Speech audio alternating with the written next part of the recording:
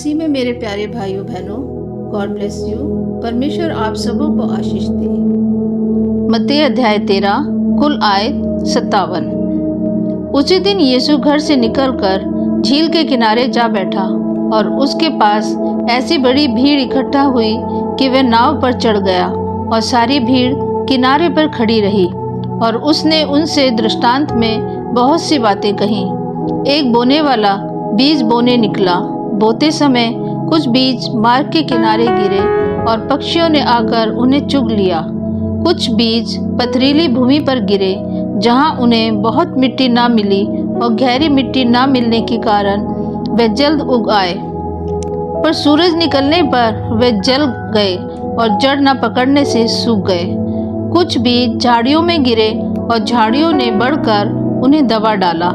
पर कुछ बीज अच्छी भूमि पर गिरे और फल लाए, कोई 100 गुना, कोई 60 गुना और कोई 30 गुना। जिसके कान हो वो सुन ले। चेलों ने पास आकर उससे कहा, तू लोगों से दृष्टांतों में क्यों बातें करता है? उसने उत्तर दिया, तुमको स्वर्ग के राज्य के भेदों की समझ दी है गई है, पर उनको नहीं। क्योंकि जिसके पास है उसे दिया जाएगा और जिसके पास बहुत हो जाएगा, पर जिसके पास कुछ नहीं, उससे जो कुछ उसके पास है वह भी ले लिया जाएगा। मैं उनसे दृष्टांतों में इसलिए बातें करता हूँ कि वे देखते हुए नहीं देखते और सुनते हुए नहीं सुनते और नहीं समझते। उनके विषय में यशायाह की ये भविष्यवाणी पूरी होती है, तुम कानों से तो सुनोगे पर समझोगे नहीं, और आँखों से तो देखोगे पर तुम्हें ना सूझेगा। क्योंकि इन लोगों का मन मोटा हो गया है और वे कानों से ऊंचा सुनते हैं और उन्हें अपनी आंखें मूंद ली हैं। कहीं ऐसा न हो कि वे आंखों से देखें और कानों से सुनें और मन से समझें और फिर जाएं और मैं उन्हें चंगा करूं। पर धन्य है तुम्हारी आंखें कि वे देखती हैं और तुम्हारे कान कि वे सुनते हैं।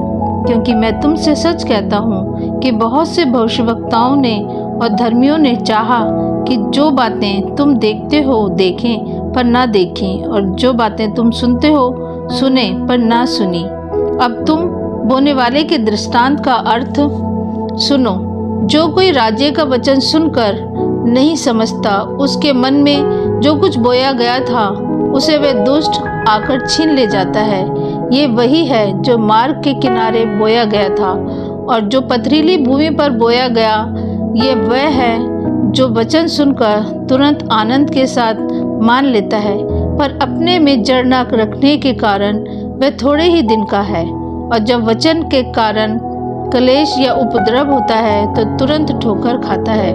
जो झाड़ियों में बोया गया ये है जो वचन को सुनता है, पर इस पर संसार की चिंता और धन का धोखा वचन को दबाता है और वह फल नहीं लाता। जो अच्छी भूमि में बोया गया ये वह है जो वचन को सुनकर समझता है और फल लाता है, कोई 100 गुना, कोई 60 गुना और कोई 30 गुना। यीशु ने उन्हें एक और दृष्टांत दिया। स्वर्ग का राज्य उस मनुष्य के समान है जिसने अपने खेत में अच्छा बीज बोया, पर जब लोग सो रहे थे तो उसका शत्रु आकर गेहूं के बीज, जंगली बीज बोकर चला गया। जब अंकुर निकले और बालें लगी तो जंगली दाने के पौधे भी दिखाई दिए। इस पर गृहस्थ के दासों ने आकर उससे कहा, हे स्वामी, क्या तूने अपने खेत में अच्छा बीज ना बोया था? फिर जंगली दाने के पौधे उसमें कहाँ से आए? उसने उनसे कहा, ये किसी शत्रु का काम है। दासों ने उससे कहा, क्या तेरी इच्छा है कि हम जाकर उनको बटोर लें? उसने कहा, नहीं, ऐसा ना हो कि जंगली दाने के पौधे बटोरते हुए तुम उनके साथ गेहूं भी उखाड़ दो। कटनी तक दोनों को एक साथ बढ़ने दो, और कटनी के समय मैं काटने वालों से कहूँगा कि पहले जंगली दाने के पौधे बटोर कर जलाने के लिए उनके गट्ठे बांध लो और गेहूं को मेरे खत्ते में इकट्ठा करो। उसने उन्हें एक और दृष्टांत दिया। स्वर्ग का राज्य राई के एक दाने के समान है, जिसे किसी मनुष्य ने लेकर अपने खेत में बो दिया। वह सब बीजों से छोटा तो होता है, पर जब बढ़ जाता है तब सब साग पात से बड़ा होता है और ऐसा पेड़ हो जाता है कि आकाश के पक्षी आकर उसकी डालियों पर बसेरा करते हैं। उसने एक और दृष्टांत उन्हें सुनाया। स्वर्ग का राज्य खमीर के समान है, जिसको किसी स्त्री ने लेकर 3 पसेरी आटे में मिला दिया और होते होते वह सब खमीर हो गया। ये सब बातें यीशु ने दृष्टांतों में लोगों से कही, और बिना दृष्टांत वह उनसे कुछ न कहता था कि जो वचन भविष्यवक्ता के द्वारा कहा गया था वह पूरा हो। मैं दृष्टांत कहने को अपना मुंह खोलूंगा। मैं उन बातों को जो जगत की उत्पत्ति से गुप्त रही हैं प्रकट करूंगा। तब वह भीड़ को छोड़कर घर में आया और उसके चेलों ने उसके पास आकर कहा, खेत के जंगली दाने का दृष्टांत समझा दे। उसने उनको उत्तर दिया, अच्छे बीज का बोने वाला मनुष्य का पुत्र है। खेत संसार है, अच्छा बीज राज्य की संतान और जंगली बीज दुष्ट की संतान है। जिस शत्रु ने उनको बोया वह शैतान है। कटनी जगत का अंत है और काटने वाले स्वर्गदूत हैं। अतः जैसे जंगली दाने बटोरे जाते और जलाए जाते हैं, वैसे ही जगत के अंत में होगा। मनुष्य का पुत्र अपने स्वर्गदूतों को भेजेगा और वह उसके राज्य में से सब ठोकर के कारणों को और कुकर्म करने वालों को इकट्ठा करेंगे और उन्हें आग के कुंड में डालेंगे, जहाँ रोना और दांत पीसना होगा। उस समय धर्मी अपने पिता के राज्य में सूर्य के समान चमकेंगे। जिसके कान हो वो सुन ले। स्वर्ग का राज्य खेत में छिपे हुए धन के समान है, जिसे किसी मनुष्य ने पाया और छिपा दिया और मारे आनंद के जाकर अपना सब कुछ बेच दिया और उस खेत को मोल ले लिया। फिर स्वर्ग का राज्य एक व्यापारी के समान है, जो अच्छे मोतियों की खोज में था। जब उसे एक बहुमूल्य मोती मिला तो उसने जाकर अपना सब कुछ बेच डाला और उसे मोल ले लिया। फिर स्वर्ग का राज्य उस बड़े जाल के समान है जो समुद्र में डाला गया और हर प्रकार की मछली को समेट लाया। और जब जाल भर गया तो मछुए उसको किनारे पर खींच लाए और बैठकर अच्छी अच्छी तो बर्तनों में इकट्ठा की और निकम्मी निकम्मी फेंक दी। जगत के अंत में ऐसा ही होगा। स्वर्गदूत आकर दुष्टों को धर्मियों से अलग करेंगे और उन्हें आग के कुंड में डालेंगे, जहाँ रोना और दांत पीसना होगा। क्या तुमने ये सब बातें समझी? उन्होंने उससे कहा, हाँ। उसने उनसे कहा, इसलिए हर एक शास्त्री जो स्वर्ग के राज्य का चेला बना है उस गृहस्थ के समान है, जो अपने भंडार से नई और पुरानी वस्तुएं निकालता है। जब यीशु ये सब दृष्टांत कह चुका तो वहां से चला गया और अपने नगर में आकर उनके आराधनालयों में उन्हें ऐसा उपदेश देने लगा कि वे चकित होकर कहने लगे, इसको ये ज्ञान और सामर्थ्य के काम कहाँ से मिले? क्या ये बड़ई का बेटा नहीं? और क्या इसकी माता का नाम मरियम और इसके भाइयों के नाम याकूब, यूसुफ, सैमोन और यहूदा नहीं? और क्या इसकी सब बहनें हमारे बीच में नहीं रहती? फिर उसको ये सब कहाँ से मिला? इस प्रकार उन्होंने उसके कारण ठोकर खाई। पर यीशु ने उनसे कहा, भविष्यवक्ता का अपने देश और अपने घर को छोड़ और कहीं निरादर नहीं होता। और उसने वहाँ उनके अविश्वास के कारण बहुत से सामर्थ्य के काम किए। आमीन।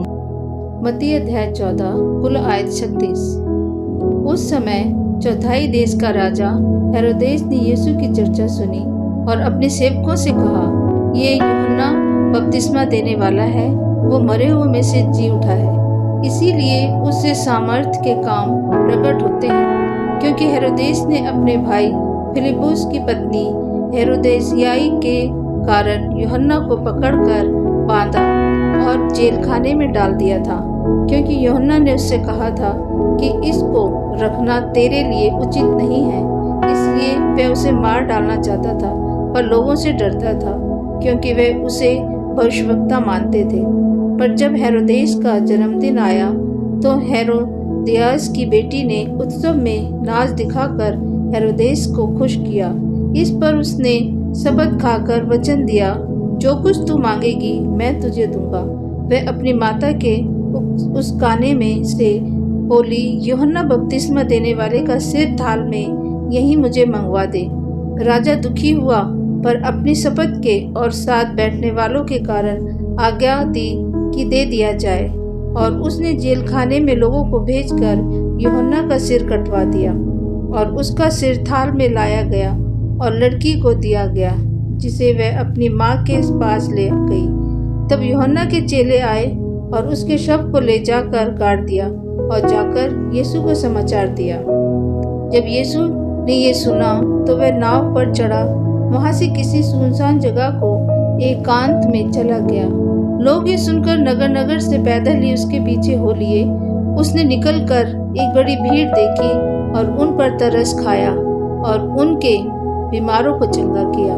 जब सांझ हुई तो उसके चेलों ने उसके पास आकर कहा, ये सुनसान जगह है और देर हो रही है, लोगों को विदा किया जाए कि वे बस्तियों में जाकर अपने लिए भोजन मोल लें। पर यीशु ने उनसे कहा, उनका जाना अवश्य नहीं, तुम ही उन्हें खाने को दो। उन्होंने उससे कहा, यहाँ हमारे पास 5 रोटी और 2 मछलियों को छोड़ और कुछ नहीं।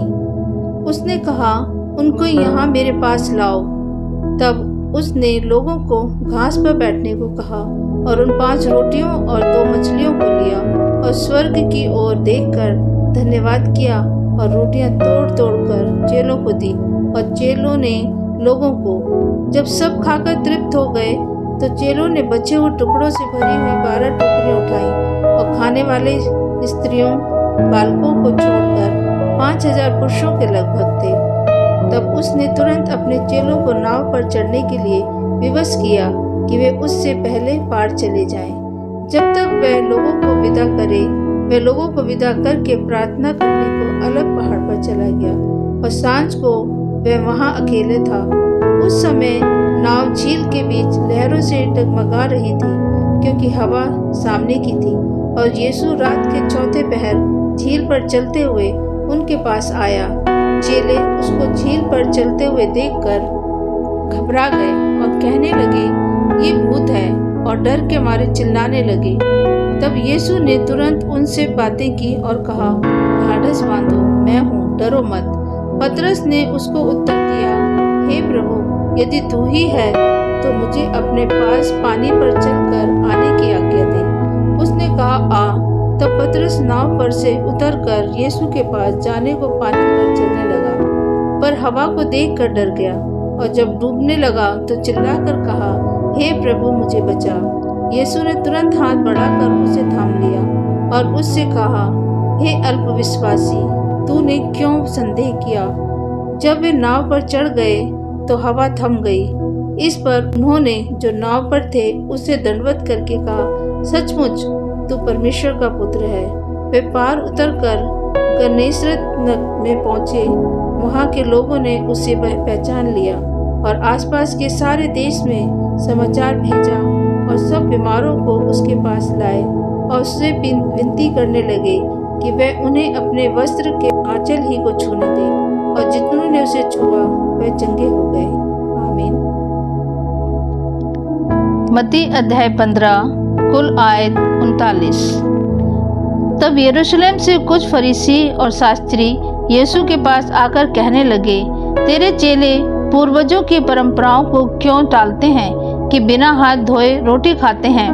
उसने उनको उत्तर दिया, तुम भी अपनी परंपराओं के कारण क्यों परमेश्वर की आज्ञा टालते हो?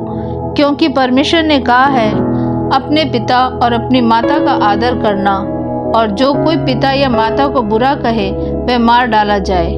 पर तुम कहते हो कि यदि कोई अपने पिता या माता से कहे, जो कुछ तुझे मुझसे लाभ पहुंच सकता था वह परमेश्वर को भेंट चढ़ाया जा चुका, वह अपने पिता का आदर ना करे। इस प्रकार तुमने अपनी परंपरा के कारण परमेश्वर का वचन टाल दिया। हे कपटियों, यशायाह ने तुम्हारे विषय में ये भविष्यवाणी ठीक ही की है। ये लोग होठों से तो मेरा आदर करते हैं, पर उनका मन मुझसे दूर रहता है, और ये व्यर्थ मेरी उपासना करते हैं, क्योंकि मनुष्य की विधियों को धर्मोपदेश करके सिखाते हैं। तब उसने लोगों को अपने पास बुलाकर उनसे कहा, सुनो और समझो, जो मुंह में जाता है वह मनुष्य को अशुद्ध नहीं करता, पर जो मुंह से निकलता है वही मनुष्य को अशुद्ध करता है। तब चेलों ने आकर उससे कहा, क्या तू जानता है कि फरीसियों ने ये वचन सुनकर ठोकर खाई? उसने उत्तर दिया, हर पौधा जो मेरे स्वर्गीय पिता ने नहीं लगाया उखाड़ा जाएगा। उनको जाने दो, वे अंधे मार्गदर्शक हैं, और अंधा यदि अंधे को मार्ग दिखाए तो दोनों ही गड्ढे में गिर पड़ेंगे। ये सुनकर पतरस ने उससे कहा, ये दृष्टांत हमें समझा दे। उसने कहा, क्या तुम भी अब तक ना समझ हो? क्या तुम नहीं जानते कि जो कुछ मुंह में जाता है वह पेट में जा पड़ता है, और जो संडास से निकल जाता है, पर जो कुछ मुंह से निकलता है वह मन से निकलता है, और वही मनुष्य को अशुद्ध करता है। क्योंकि बुरे विचार, हत्या, पर स्त्री गमन, व्यभिचार, चोरी, झूठी गवाही और निंदा मन ही से निकलती हैं। ये ही हैं जो मनुष्य को अशुद्ध करती हैं। परंतु हाथ बिना धोए भोजन करना मनुष्य को अशुद्ध नहीं करता। यीशु वहाँ से निकलकर सूर और सैदा के प्रदेश की ओर चला गया। उस प्रदेश से एक कनानी स्त्री निकली और चिल्लाकर कहने लगी, हे प्रभु, दाऊद की संतान, मुझ पर दया कर, मेरी बेटी को दुष्ट आत्मा बहुत सता रहा है। पर उसने उसे कुछ उत्तर न दिया।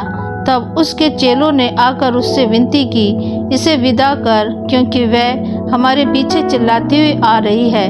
उसने उत्तर दिया, इज़राइल के घराने की खोई हुई भेड़ों को छोड़ मैं किसी के पास नहीं भेजा गया। पर वह आई और यीशु को प्रणाम करके कहने लगी, हे प्रभु, मेरी सहायता कर। उसने उत्तर दिया, लड़कों की रोटी लेकर कुत्तों के आगे डालना अच्छा नहीं। उसने कहा, सत्य है प्रभु, पर कुत्ते भी वह चूर चार खाते हैं जो उनके स्वामियों की मेज से गिरते हैं। इस पर यीशु ने उसको उत्तर दिया, हे स्त्री, तेरा विश्वास बड़ा है, जैसा तू चाहती है तेरे लिए वैसे ही हो। और उसकी बेटी उसी घड़ी से चंगी हो गई। यीशु वहाँ से गलील की झील के पास आया और पहाड़ पर चढ़कर बैठ गया। तब भीड़ उसके पास आई। वे अपने साथ लंगड़ों, अंधों, गूंगों, टुंडों और अन्य बहुतों को उसके पास लाए और उन्हें उसके पाँवों पर डाल दिया, और उसने उन्हें चंगा किया। जब लोगों ने देखा कि गूंगे बोलते और टुंडे चंगे होते और लंगड़े चलते और अंधे देखते हैं, तो अचंभा करके इज़राइल के परमेश्वर की बड़ाई की। यीशु ने अपने चेलों को बुलाया और कहा, मुझे इस भीड़ पर तरस आता है, क्योंकि वे 3 दिन से मेरे साथ हैं और उनके पास कुछ खाने को नहीं है। मैं उन्हें भूखा विदा करना नहीं चाहता, कहीं ऐसा न हो कि मार्ग में थक कर रह जाएं। चेलों ने उससे कहा, हमें इस जंगल में कहाँ से इतनी रोटी मिलेगी कि हम इतनी बड़ी भीड़ को तृप्त करें? यीशु ने उनसे पूछा, तुम्हारे पास कितनी रोटियां हैं? उन्होंने कहा, 7, और थोड़ी सी रोटी, छोटी मछलियाँ।